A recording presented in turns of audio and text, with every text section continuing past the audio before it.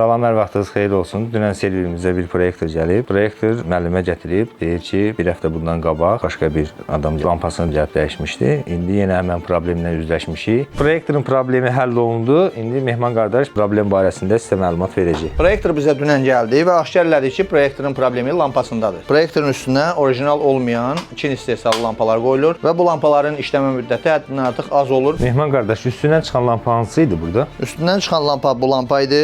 Bu lampanın üstünə də baxanda bilmək olur ki, heç bir yazı yoxdur. Qiyməti həddindən çox aşağı olduğuna görə adətən servislər bu lampaları təklif eləyir və müştərilər bu lampalardan istifadə eləyirlər. Orijinal olmayan lampalar tək belə olmur, müxtəlif növ. Məsələn, bizdə burada stolun üstündə burada 5 ədəd bu Epson proyektor üçün lampa var. Hamısı bu proyektora uyğundur.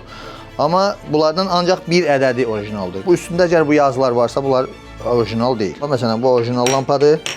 Burada həm görürük ki, üstündə dəmirləri öz yerindədir. Üstündə yazılan yazılar normal oxunur, yazılar normal yazılır. Orijinal lampalarda üstündə qalaqrammalar olur. Mehman qardaş, bizdə başqa proyektorlar üçün də lampalarımız varmı? Bəli, bizdə bütün növ modellər üçün lampalar var. Əgər proyektorda başqa bir problem varsa, proyektor sökülür, servisə gəlir və servisdə həll olunduqdan sonra qaytarıb yerinə quraşdırılır. Proyektor azda görülən bütün işlərə 1 il zəmanət verilir.